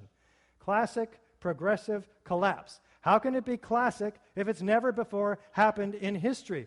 As if some initiating element in a steel frame building caused the rest of it to ever collapse. He documents the startling omissions and outrageous lies, which you'll have to go into yourself when you have a little more time, and the fudged computer simulations. They document these unrealistic scenarios, C and D, and the realistic scenarios, A and B. A and B didn't make the building collapse, so they crank up the airplane speed. They reduce the strength of the structure. They increase the fuel. They do all of these adjustments until they get in the more unrealistic scenarios, which they're actually fairly open about, to get the computer model to collapse. Structural engineers rail against NIST because they refuse to show the visualization. It's a black box. You cannot download any of this data. This was a public building, or at least before 3 months prior to 9/11, it was a public building, and it should be a public investigation. Clearly, it was a public event, prompting their former chief of their fire science division, Dr. Quintier, to call for an independent review. Let's look at real alternatives that might have been the cause of the collapse of the World Trade Center Twin Towers. Do we have any whistleblowers? Yes. Kevin Ryan, fired from his job for making public the fact that NIST hired Underwriter Laboratory to perform tests. And these tests showed that the building should have remained standing. In fact, there were 4 mock samples of 35-foot spans, 2 17-foot spans, and 2 35-foot spans with fireproofing, just like in the Twin Towers with the floor decking. Now, there's 2,000 degrees of fire put underneath this assembly per ASTM E119, and twice the known amount of load that was known to have been in the Twin Towers. What happens? None of them fail. These are the 4 tests. The steel temperatures were over 1,100 degrees average. Footnote number 3 documents that no failure occurred. In fact, there was only 3 inches of deformation. What does NIST do with this experimental data? They throw it out and they claim that there's a 42-inch sag, 10 times the value that resulted from the experiments. Do we have expert corroboration? Well, here's Van Romero. It's too methodical to be a chance result of airplanes colliding with the structure, this explosive expert says. After the airplanes hit the World Trade Center tower, there were some explosives, in my opinion, inside the buildings that caused the towers to collapse. Van has withdrawn these statements after receiving a sizable grant from the federal government.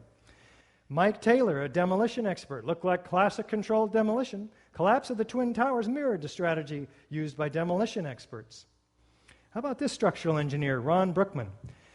Explosive clouds of dust and debris moving horizontally and vertically upward as the collapse of World Trade Center 1 and 2 are just beginning does not look anything like a heat-induced gravitational collapse mechanism. Why complete collapse of the Twin Towers became inevitable? Why would all 110 stories drop straight down to the ground in 10 seconds, pulverizing the contents? None of the official reports address the issue of total collapse. William Rice, structural engineer, also with Architects and Engineers for 9/11 Truth. The prevailing theory would have us believe that each of the Twin Towers inexplicably collapsed upon itself, crushing all 287 massive columns on each floor while maintaining a free fall speed, as if the 100,000 or more tons of supporting structural steel framework underneath didn't even exist. How about David Scott, structural engineer with AE 9/11 Truth? Near free fall collapse violates laws of physics. You can memorize that one. How about Scott Granger, fire protection engineer with AE 9/11 Truth? All three collapses were very uniform in nature. Natural collapses due to unplanned events are not uniform. How about Ed Muniak, with us today, fire protection engineer? The fires were very weak, oxygen-starved, as evidenced by the black smoke. Steel temperatures were low. All three World Trade Center collapses have no resemblance to any previous high-rise fire. How about Mathis Levy, who later joined the FEMA team? If you've seen many of the managed demolitions where they implode a building and they cause it essentially to fall vertically because they cause all of the vertical columns to fail simultaneously. That's exactly what it looked like, and that's what happened. That's what happened? What happened, Mathis, after you joined the FEMA team? Did you look for controlled demolition with your initial hunch? No. Neither did this gentleman, Ronald Hamburger, who also joined FEMA after saying, "It appeared to me that charges had been placed in the building." Never looked for controlled demolition? How about foreknowledge of these two buildings? FEMA was on site with their exercise tripod too. They had hundreds of people from FEMA, federal government, and the state Office of Emergency Management. They were getting ready for a drill in downtown Manhattan for a biochemical attack. This is per New York Mayor Giuliani. Tom Kenny from FEMA says, "We arrived late on Monday night, went right into action on Tuesday." Coincidence? Maybe. Mayor Rudolph Giuliani. I went down to the scene and we set up headquarters at 75 Barclay Street, which was right there with the police commissioner, the fire commissioner, the head of emergency management. And we were operating out of there when we were told that the World Trade Center was going to collapse. Who gave you that warning? Did you warn the firemen and women?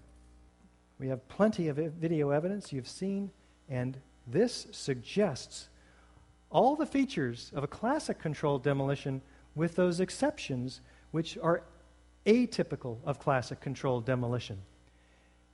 None of these features can be accounted for by fire, let alone all 10 of them. We have supporting evidence. This all goes to support the hypothesis of controlled demolition. It's proof beyond a reasonable doubt. If you're with me so far, you have big problems. It's much easier, given our human nature, to go right into paralysis and take no action because the implications of this are absolutely staggering. We come up with these kinds of questions, which are valid. Our government wouldn't do this to us. Well, we're not saying your government did this to you. Somebody was responsible for this. Somebody, somewhere on the inside. We don't know how high up it goes. We don't know how wide it is. I would have heard about it by now. You are hearing about it now. I didn't hear about it until 2 years ago. It couldn't have been kept a secret that long. Well, the Manhattan Project had thousands of people. It was kept quite a secret for a very long time. I'm not an expert in controlled demolition. Wait a minute. Neither am I. But you are the jury, and you have an obligation to make a decision. Guilty or not guilty is typically the decision. In this case, explosive controlled demolition or fire. You have to take this information, process it through your brain, and come up with a decision and then a course of action. I'm going to help you with the course of action. The decision's a little more difficult. And don't do this. It's too horrible. I don't even want to think about it. I did not even see this stuff tonight, the worst form of denial. You avoid the debate, go back to sleep, and become a part of the problem. And it is a huge problem in America. America is asleep at the wheel. Very few of us know about this.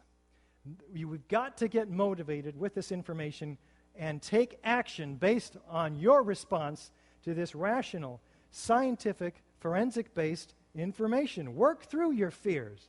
Yes, there's fears. If this happened to us, then it could happen again. Then who's in control? Who did I vote for? There are a heck of a lot of questions. We have disbeliefs and mindsets that are contrary to our acceptance of this information. There's no way to get a handle on it for a lot of us. I'm a Reagan Republican. Consider what I had to go through. We got to get informed and inform every other architect and engineer that you can find and everybody else that you know. Support a new investigation. Support these people who demand a new investigation. How about 200 9/11 survivors and family members, 110 military intelligence, law enforcement, and government officials, 170 distinguished professors, 110 entertainment and media professionals, all endorsing a call for a new probe into 9/11.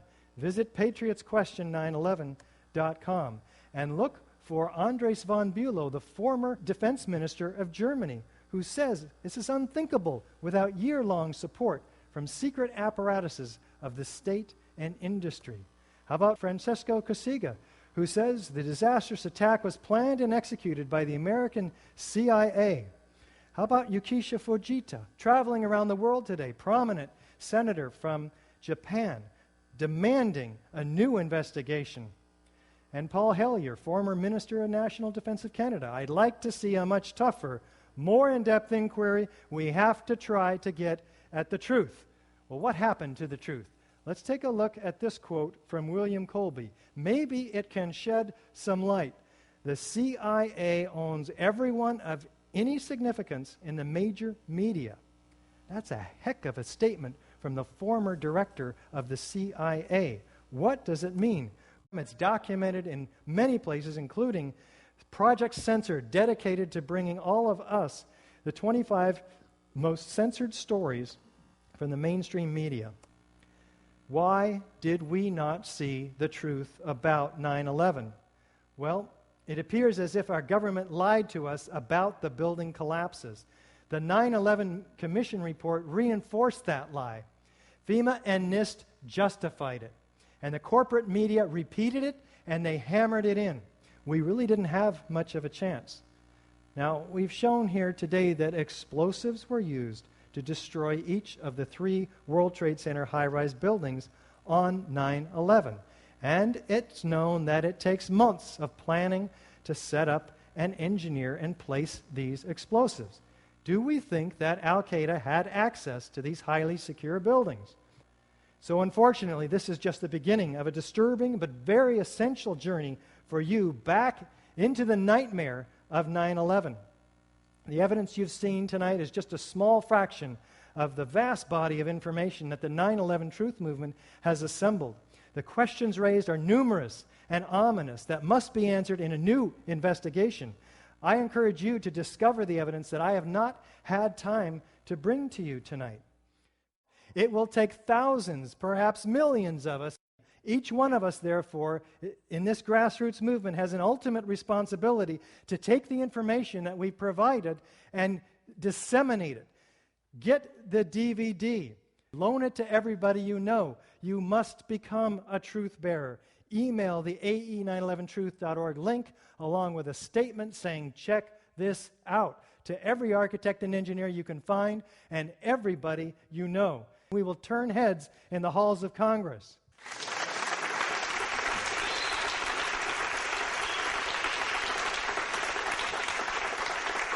Check out the other great DVDs, including 9/11 Mysteries, which you've heard several clips from tonight, and some great books by David Ray Griffin, including The New Pearl Harbor and his latest book, 9/11 Contradictions. Check out Loose Change, second edition and final cut. There's some great information available there. And go to journalof911studies.com and Stephen Jones's website, stj911.org. Demand a real investigation. Call and write.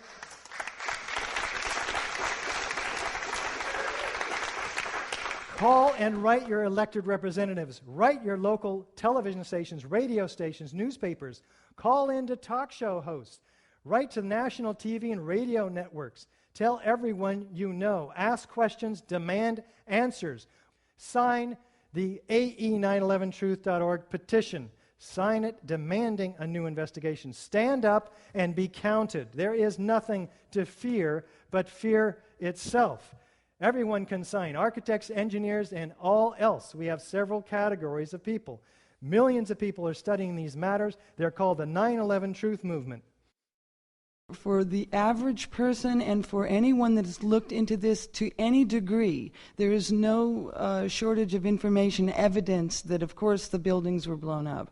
Why is it that it is so difficult to get people to simply just look? There is difficulty. I mean, it's not even easy for me as an architect to say, I've been studying this for 2 years. So people aren't open to this. I hear that.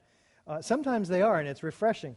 What you need to do is get one of these cards, and we provide it. We got hundreds of architects. We stick our neck out on the line for you. Let them call us conspiracy theorists. All you have to do is say, hey, there's a couple of hundred, 400 now, architects and engineers demanding a new investigation. What do you think? You know, you're not saying, hey, I'm a conspiracy theorist. Here's my conspiracy. No. Blame us. And ask them, what does this picture look like to you? I'm just curious. 9 times out of 10, they'll say, it's an explosion. It's a mushroom. It's a volcano. It's incredible the responses you get. Support us by becoming a sustaining member. You can make a difference. We are a nonprofit organization that has our hands tied for lack of funds. We need to get the word out to the building professionals. For $10 a month, as little as that, you can become a sustaining member.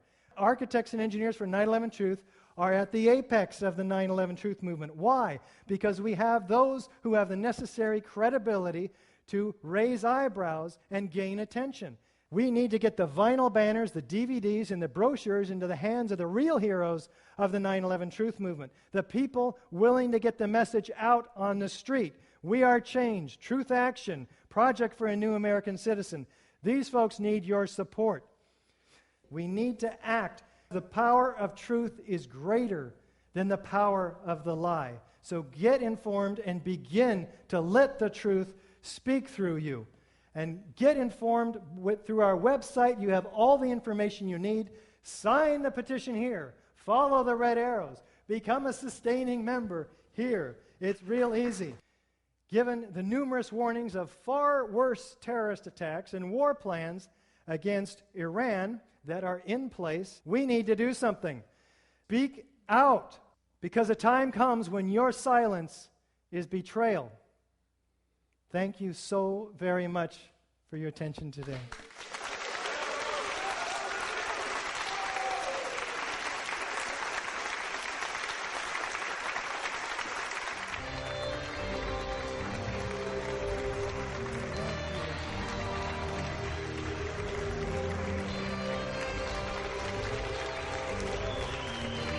Thank you so very much.